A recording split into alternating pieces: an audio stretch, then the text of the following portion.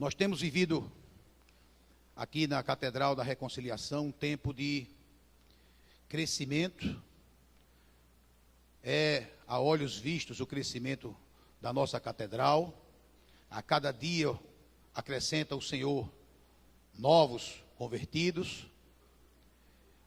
E isso tem aumentado em muito a nossa responsabilidade. Porque todas as vezes que as igrejas crescem, há uma tendência natural dela se desviar. É normal isso. Ela cresce e termina se desviando do verdadeiro propósito da igreja. Qual é o papel da igreja aqui na terra? Por que o Senhor Jesus permitiu que houvesse a igreja, instalasse a igreja aqui? Qual é o propósito dela? E não estou falando igreja aqui apenas de templo, desse conjunto arquitetônico, com altar, não é isso. Eu estou falando da igreja invisível, da igreja da reunião dos cristãos, de uma assembleia de cristãos. Todas as vezes que os cristãos se reúnem, ali está a igreja, independentemente do ambiente a qual ela se reúne. Aqui o templo é apenas um ambiente onde normalmente a igreja se reúne. Mas a igreja do Senhor, ela está onde dois cristãos estiverem. E a gente precisa entender um pouco como a gente deve viver como igreja do Senhor. Porque o que temos visto, queridos, é que as igrejas estão cheias de gente, coalhadas de gente, mas vazias do evangelho. Está se negociando muito facilmente o evangelho para se manter muita gente. E isso a gente está vendo aí, as ruas, as igrejas lotadas, cada dia mais cheias, mas vazias do verdadeiro evangelho. E esse texto que nós lemos, foi lido, nós vamos tentar aplicar hoje como viviam os primeiros convertidos. Como viviam aqueles membros da igreja primitiva, daquela igreja que se iniciou logo depois da ressurreição do Senhor Jesus. Como líderes, nós não podemos permitir, queridos, que a igreja se afaste da palavra. A palavra como centro da vida cristã. Porque o projeto de Deus para a igreja está na palavra. E nós vamos tentar nesse texto de Atos dos Apóstolos, tentar extrair algumas lições para ser aplicado hoje, na igreja hoje. Porque os problemas que a igreja hoje vive são os mesmos problemas que a igreja lá atrás vivia. E nós vamos tentar extrair algumas lições desse texto de Lucas, que ensina de como viviam aqueles novos convertidos. E tentar trazer para hoje, para a gente viver a vida deles hoje. Para que tenhamos uma igreja santa. Uma igreja realmente conforme a vontade e o projeto de Deus. E ele começa dizendo assim: e perseveravam na doutrina dos apóstolos. Nós somos uma igreja apostólica. A igreja episcopal carismática é uma igreja apostólica, que transmite e ensina os ensinamentos dos apóstolos. Temos responsabilidade de ensinar, temos responsabilidade de reproduzir os ensinamentos dos apóstolos, com muita responsabilidade. E quando, à medida que a igreja cresce, isso também aumenta a nossa responsabilidade, porque perdemos um pouco o controle. Por isso que temos que estar lembrando, e Deus colocou no meu coração, de trazer essa noite isso. De trazer essa noite a responsabilidade que nós temos, de manter essa igreja, uma igreja santa, sem se desviar da palavra. E ele diz aí, perseveraram na doutrina dos apóstolos. Quando a igreja primitiva crescia, os líderes da igreja, eles tomavam cuidado para que a doutrina não fosse modificada.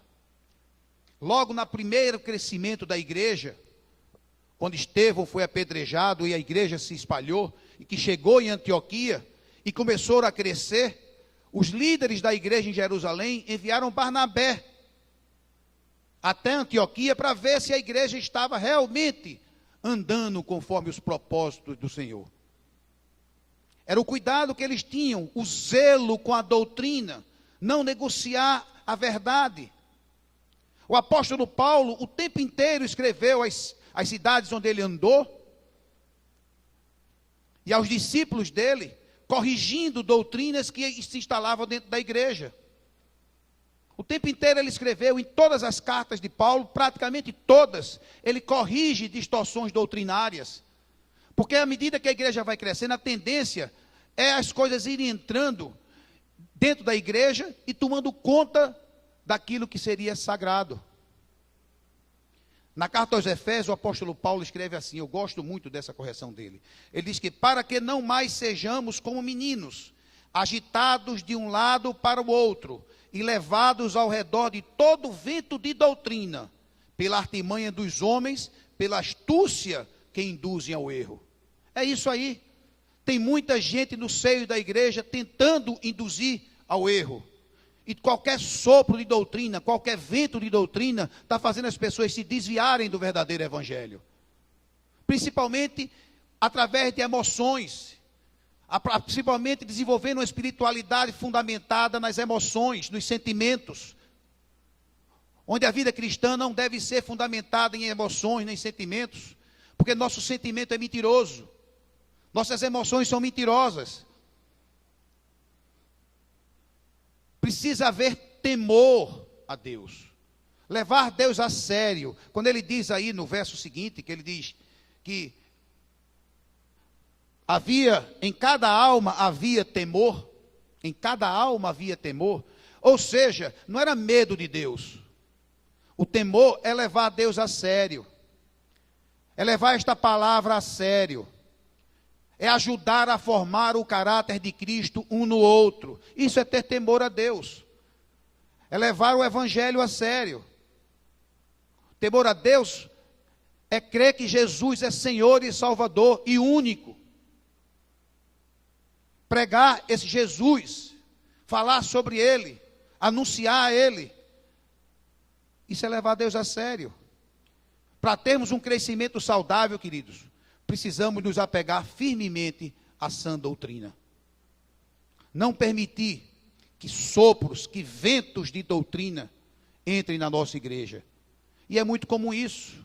Gente que busca emoções, gente que busca arrepios, gente que busca êxtase dentro do evangelho. E aí começa a fazer pequenas concessões, daqui a pouco a igreja está completamente desviada. Porque o evangelho do Senhor é muito simples. Não podemos permitir que nossos sentimentos nos direcionem. É a palavra que tem que nos direcionar. É esta palavra que tem que nos direcionar. É temor a Deus. É levar Deus a sério. É obedecer a Deus. Não obedecer por sacrifício. Obedecer porque levamos Deus a sério. Não é obedecer porque vamos ser castigados. É obedecer porque o evangelho de nosso Senhor Jesus Cristo é um evangelho de obediência. Não podemos andar com Deus na desobediência. E todas as vezes que nós desobedecemos, tem consequência, por isso que obedeça. A obediência é uma prática espiritual.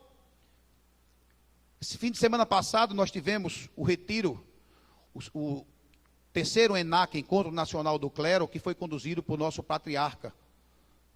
E o tema do nosso encontro foi obediência. Obediência. Obedeça. Aprenda a obedecer. Se você não consegue obedecer à sua liderança que vê, como vai obedecer a um Deus que não vê? Obedeça. Ah, mas eu não concordo. Obedeça. Porque a obediência é uma prática espiritual para a gente mesmo. Nós crescemos à medida que obedecemos. Obedeça.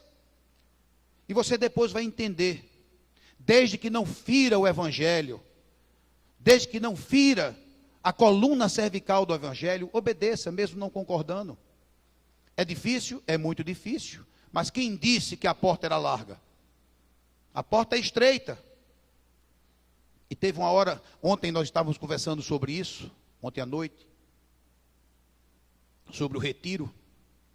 E estava eu, Michele e um casal amigo.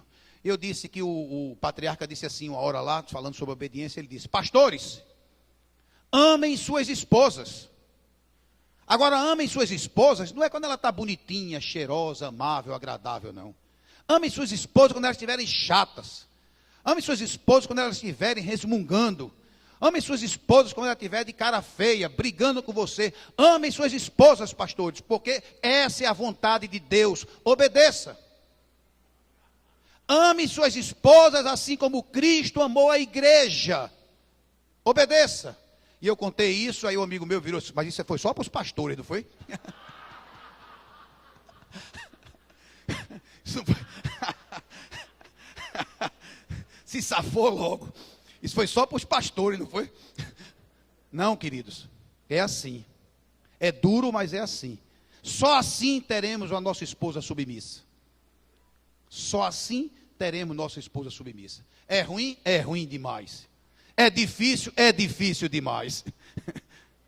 Mas é assim. Precisamos aprender a andar em obediência. Obedecer. Porque à medida que obedecemos, nós crescemos espiritualmente. Leve Deus a sério. Não brinque com esta palavra. A gente vê aí um bocado de doidice aparecendo, novos apóstolos, novos profetas. Está aí nas igrejas, profeta novo, um apóstolo novo, e as pessoas vão lá como um sopro, atrás desse apóstolo, atrás desse profeta novo. Nós não cremos em profeta novo. Nós não cremos em apóstolo novo. O cânon bíblico está fechado. Tudo que é necessário para uma vida plena está na revelação da palavra de Deus. Nada mais. Nada mais. Fechou o cânon bíblico. Então essas profetadas novas, não olhe para isso, não escute para isso, olhe para a palavra. Tudo que Deus quis revelar para a sua vida está aqui. Não corra riscos ouvindo bobagem, ouvindo novos apóstolos, novos profetas. Fechou. O cânon bíblico não está aberto para novos profetas. Nós não cremos nisso. Precisamos, sim, cheios do Espírito de Deus, sair por aí falando de Jesus. Essa é a sã doutrina. Só isso. Sem invenção, nada mais. Eles viviam também na comunhão, no partir do pão, né? Eles perseveravam na doutrina e viviam na comunhão, no partir do pão e nas orações. Eles cresciam espiritualmente. A igreja primitiva, a igreja logo depois da ida do Senhor Jesus e a volta dele, é uma igreja que orava, era uma igreja que andava perto de Deus, que tinha práticas espirituais. Eles comiam pão, faziam refeições juntas, inclusive a Eucaristia, como centro da comunhão entre eles, era exatamente a Eucaristia. Eles participavam na vida um do outro. Está aí no verso 46 que diz: diariamente perseveravam unânimes no templo, partiam pão de casa em casa e tomavam as suas refeições com alegria e singeleza. Eles participavam da vida um do outro. A vida era comunitária, como deve ser hoje. Vida cristã não se vive de forma isolada. Vida cristã é vivida de forma comunitária. Não podemos nos isolar. A igreja nos ajuda a sair desse isolamento egoísta. A igreja nos ajuda à prática do amor altruísta, do amor compassivo. É na igreja que a gente pode praticar tudo isso, é junto das pessoas. Nós somos chamados e convocados por Deus, não apenas para crer. Nós somos chamados e convocados por Deus para participar da vida um do outro. Não é apenas para crer no Evangelho. É para participar da vida, para integrar. Nós somos um mesmo corpo. Nós fazemos parte de um mesmo corpo. Um dedo não vive fora do corpo. A mão não vive fora do corpo. Nós, como membro desse corpo, precisamos estar juntos. É assim que a palavra diz. Nos relacionamos com Deus, queridos, de forma pessoal, mas não sozinhos. A nossa relação com Deus é pessoal, mas de forma comunitária. sempre uns com os outros. A Bíblia diz que nós fomos ajustados, fomos reunidos, fomos juntamente edificados, nos tornamos membros, nós fomos feitos herdeiros de Deus. Ainda diz o seguinte, que seremos juntamente arrebatados. Vamos conviver no céu. Aprenda a conviver com o seu irmão aqui, porque vai ter toda a eternidade para conviver com ele. Porque seremos juntamente arrebatados. É juntamente, é uns com os outros. Portanto, a vida cristã é uma vida comunitária. Fazemos parte da vida um do outro. Um do outro. Essa história de eu não tenho nada a ver com isso, não é uma frase cristã. Eu tenho sim a ver com isso. Você tem a ver com a vida um do outro. Porque a vida é comunitária, eles viviam assim. Ora nós somos necessários, ora nós necessitamos do outro. Muitas vezes nós negamos que necessitamos.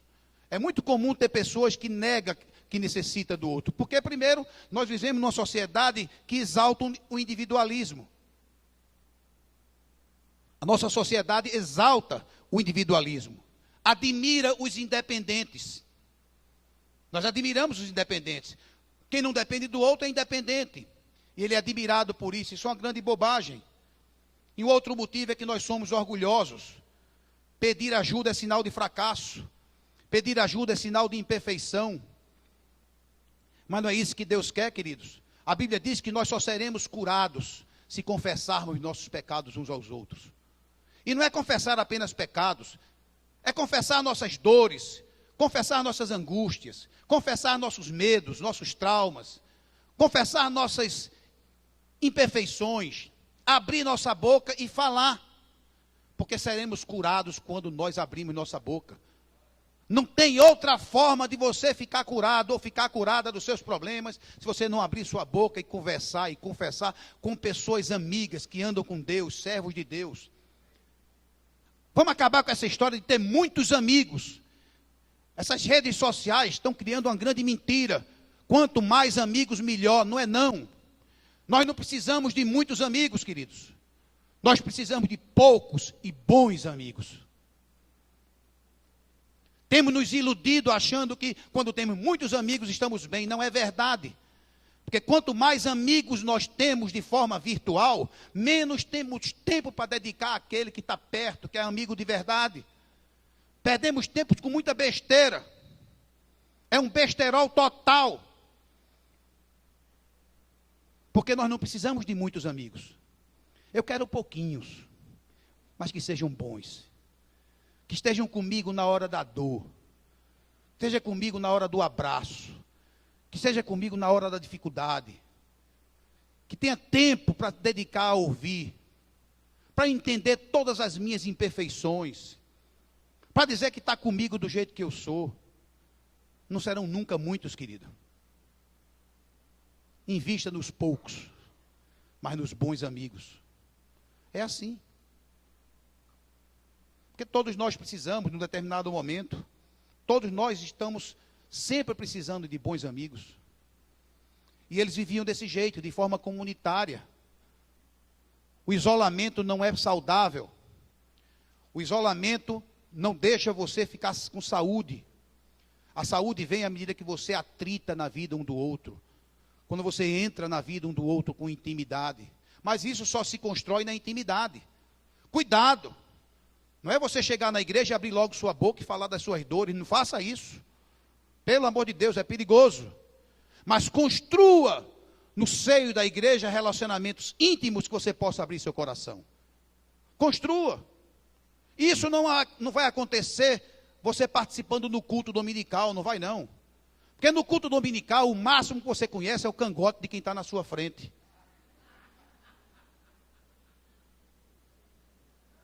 Você não gera intimidade aqui uns com os outros. Você não constrói relacionamentos íntimos aqui uns com os outros. Você vai construir num café durante a semana, sentado tomando um café, indo na casa participando de um grupo familiar, trabalhando no ministério, sei lá onde é. O culto não é um momento de você construir esse relacionamento. Uma vida cristã não pode se resumir ao culto dominical. e viver a semana toda fora da presença dos irmãos. Não dá. A vida cristã é uma vida que a gente precisa andar junto. Precisa andar um perto do outro. E isso é um investimento, querido. Porque à medida que nós vamos andando perto, quanto mais perto, mais intimidade nós geramos. A intimidade só vem pela proximidade. Eu jamais serei íntimo de alguém andando longe. Só serei íntimo de alguém andando perto. Todos os que creram estavam juntos e tinham tudo em comum. Vendiam as suas propriedades e bens, distribuindo o produto entre todos, à medida que alguém tinha necessidade. Eles tinham compaixão. Compaixão é uma das marcas do cristão, queridos. Compaixão, mas compaixão transformadas em ato de generosidade. Nós precisamos aprender, sim, a ser mais generosos. Precisamos aprender a compartilhar um pouco do que temos. Não precisa vender tudo. Eles viviam a possibilidade da vinda imediata de Jesus. Mas não é isso. Mas nós não podemos permitir que quem está perto da gente passe necessidade. Quando há um tempo atrás, o pastor Ariovaldo Ramos esteve aqui, ele disse uma coisa que eu achei linda e eu anotei. Ele disse assim: quando estamos com fome, temos um problema físico. Quando o outro está com fome, temos um problema espiritual. É isso aí. Quando eu estou com fome, eu tenho um problema físico. Mas quando eu vejo meu irmão com fome, meu problema passa a ser espiritual. E eu tenho que resolver metendo a mão no bolso. Não tem outro jeito, queridos. Precisamos aprender a ser mais generoso. O amor prático é a evidência verdadeira de ser um cristão. O cristão é aquele que ama de forma prática. Aquele que realmente dedica tempo ao outro. Porque não é só ser generoso no que diz respeito a dinheiro, não é isso. O dinheiro, sim, se você tem, você não pode admitir que um irmão passe necessidade. Nós, como cristãos, não podemos permitir isso. Que um dos irmãos passe necessidade. Claro, tem que tomar cuidado, porque tem muita gente esperta. Tem muita gente que se aproveita. Tem que pedir sabedoria de Deus, para não cair na esperteza, porque tem muita gente que se infiltra na igreja e como irmão começa a sugar um ao outro. Ser generoso. Mas o próprio apóstolo Paulo diz assim: quem não trabalha, que não coma. Eu adoro isso. Se você não trabalha, não coma. Deus não abençoa preguiçoso. Não é isso que nós estamos dizendo. Não estou dizendo para você ajudar financeiramente a um preguiçoso. Se ele é preguiçoso, que ele não coma. Agora, todos nós passamos por um momento de atropelo, querido. Então, nessa hora, os irmãos têm que chegar juntos. Porque se não chegamos juntos, passamos a ter uma dor espiritual. É assim. Precisamos disso. Precisamos ser sensíveis às condições dos necessitados, aprender a compartilhar. Tempo. Você não tem dinheiro. Dedique tempo um ao outro. Dedique o colo. O tempo de ouvir. Apenas ouvir. Tanta gente precisando de um ouvido. Empreste o seu. Compartilhe um pouco algo que você tem. Todos nós temos algo a compartilhar. Todos. É hora de começar a aprender a ser generoso. Mas pastor, como é que eu aprendo a ser generoso? Sendo. Bota a mão no bolso e primeira vez que vai sair vai ser ruim. Você vai entregar meio. Mas depois, à medida que for saindo, você se acostuma. A gente só aprende a ser generoso sendo. Não espere ficar rico, não. Porque se você não aprender a ser generoso em condições difíceis, não vai ser generoso quando tiver. Aprenda. E ele termina no verso 47 dizendo: louvando a Deus e contando com a simpatia de todo o povo.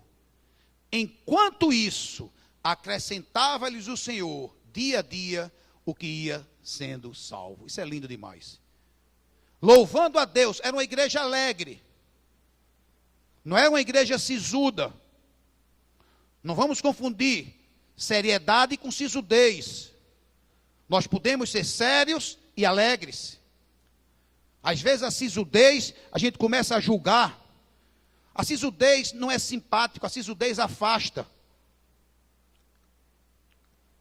O sisudo, normalmente, ele acha pecado em tudo. Tudo é pecado. Coloca pecado em tudo. E aí termina afastando. Nós precisamos aprender a ser sérios, não negligenciar a palavra, mas alegres. Era isso que eles eram. Eles louvavam a Deus e contavam com a simpatia do de fora. Eles eram simpáticos. Simpáticos. E aí a igreja crescia. Ele diz que a igreja crescia quando ele diz: acrescentava-lhe o Senhor, dia a dia, os que iam sendo salvos. Portanto, queridos, a gente não precisa de muita coisa para a gente crescer. A gente só precisa levar a sério a palavra. Levar a sério a Deus. Não negligenciar a sã doutrina. E viver uma vida como viviam os primeiros convertidos. Só isso. E as pessoas, à medida que forem nos vendo aí fora, vão querendo conhecer a esse Deus que a gente anda. As pessoas vão conhecer e querer conhecer a Deus, não por aquilo que a gente fala, não por aquilo que a gente acredita, mas as pessoas vão querer conhecer a Deus pelo estilo de vida que a gente vai viver. Essa é a verdadeira pregação do Evangelho. Este é o verdadeiro anúncio da palavra. É um estilo de vida diferente, de pessoas que se arrependem, que começam de novo. Não estamos perfeitos, mas estamos na construção desse caráter novo, no processo de santidade. É assim. E aí sim, nós teremos um crescimento sadio. Foi essa a mensagem do nosso patriarca, Dom Craig.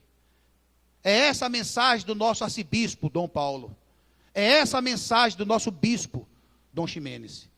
E é isso que nós precisamos, como líderes dessa igreja, anunciar. Nós não vamos negligenciar a verdade do Evangelho. Nós não vamos aqui dizer o que não é pecado e o que é pecado não é pecado. Pecado é pecado e todos serão aceitos, todos serão incluídos, mas vamos ajudar a mudar de vida. Nós não vamos querer ser simpáticos negligenciando a palavra. Nós aqui não temos clientes, nós temos aqui ovelhas, para ouvir a verdade. Não apenas o que a igreja quer ouvir, mas o que a igreja precisa ouvir para ter vida transformada. Essa é a nossa oração.